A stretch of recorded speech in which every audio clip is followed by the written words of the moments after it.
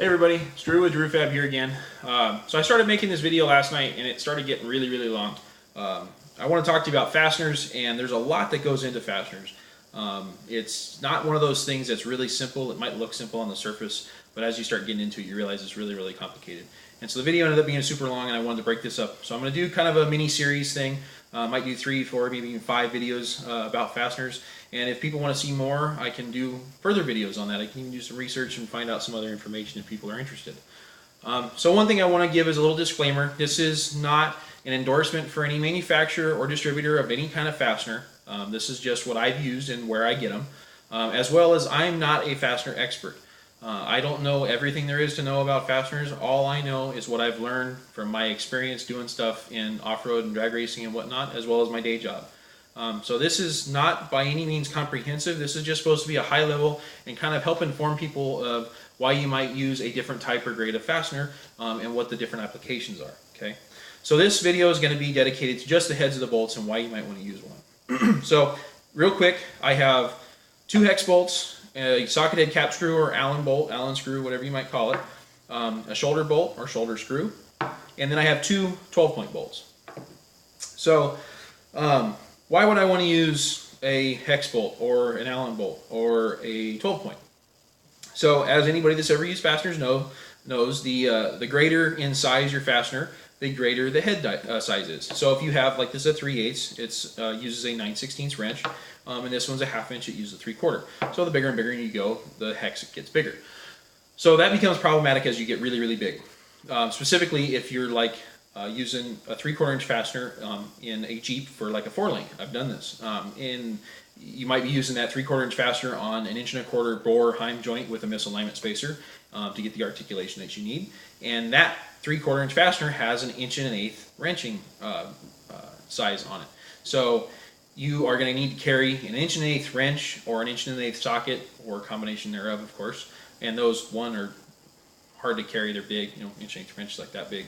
And for 2, most people don't have those, right? That's not your standard set. Your standard set's going to go up to 15/16 or 1 inch, somewhere in that ballpark. So that could be a problem.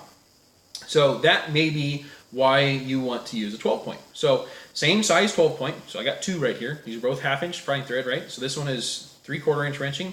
This one is a 12-point, is 9/16 wrenching. So that is super helpful. So if you have that same 3/4 inch bolt, they use like a 3/4, 7/8 size wrenching head on them. Depends on the manufacturers, a lot of different things. But that is one main reason why you might want to do that. A lot of people have a 7/8 12-point socket. Everybody's got a 7/8 wrench, and most wrenches on their box end are going to have 12 points. So that's super important, super helpful. That's one way that you can get yourself out of a bind just by using the right fastener, right? You're out on the trail, you're up at Rubicon, you break something, and hey, I got the right fastener for what I'm trying to do, and so therefore I can get myself out of this jam. Don't necessarily think about that while you're building a rig, because who wants to think about breaking it when they're building it, right? But this is one thing you might want to give a little bit of thought to, because it's something that could really help you in the long run. So why would you want to use an Allen head or a socket head cap screw? Another example, so anybody that's ever put headers on a big block Ford with the Cobra Jet ports knows how much of a pain in the butt that is.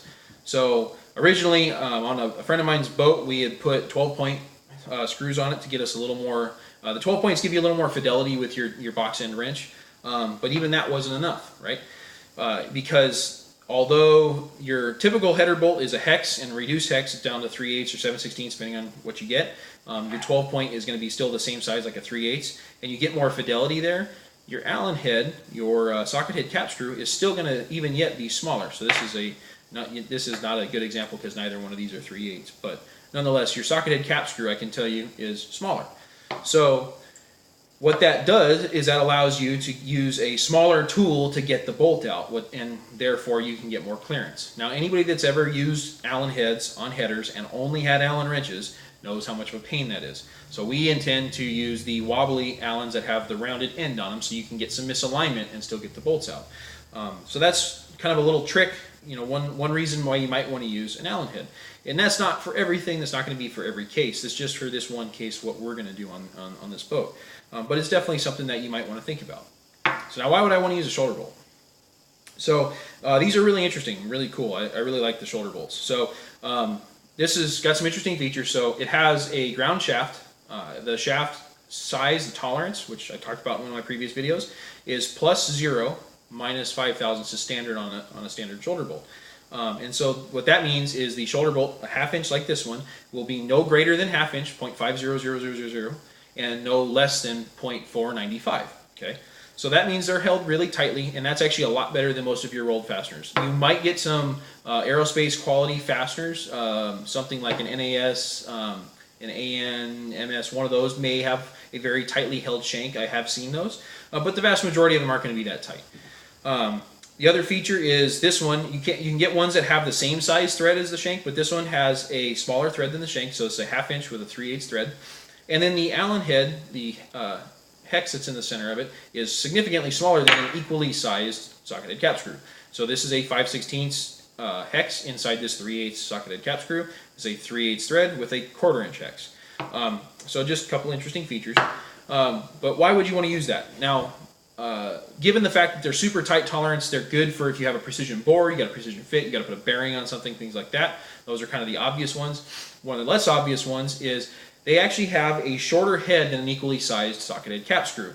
So this is a 1/2 inch one, so it's even bigger than my 3/8, and you can tell that the head is actually smaller, a lower profile than my socketed cap screw.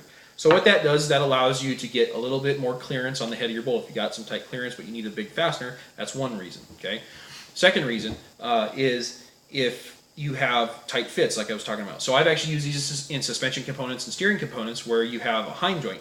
Hind joints and misalignment spacers traditionally have pretty tightly held bores. So the tighter your tolerance on your fastener and that matches your tolerance on your misalignment spacer or your hind joint, the better your fit's going to be, the less chance you have for it coming loose, things like that. So I've used these in that kind of case because it makes it where they don't wobble, they don't move, they don't fret, they don't do all kinds of different things. The other really kind of neat thing about these is they make washers that are called shoulder bolt shortening washers. They are ground, they are measured thicknesses from, I think you can get them up to like 25 thousandths and down to like 1 thou. I could be wrong on that, but you know, you can get them measured thicknesses, and they're sized appropriately for the shank of your shoulder bolt. So you can stack them up such that the grip of your bolt is grabbing up the appropriate amount of your part, because you don't want to have the threads engaging on your part. And I'm going to get into the grip length and things like that in a different video. This is just about the heads. But that's one really good thing of why you might want to use a shoulder bolt. So that kind of wraps this video up. I hope you kind of found that informative. If you didn't, you know, you might find something in the next video informative. This might be old news to you, but nonetheless, I think it's something that people benefit from hearing. So I hope you guys enjoyed it. I look forward to making another one. If you did like it, hit the subscribe button, share this video. I really, really appreciate it. I'm looking forward to doing these videos. I really enjoy it. Really enjoy sharing my knowledge that I've gained and found over the years with people. This is my avenue in which I've chosen to do it. So, like, you find me on Instagram at DREWFAB. You can find me on Facebook. I'm here in Lakeside, California, and of course on YouTube as DREWFAB. So, look forward to talking to you guys next time, and have a good one.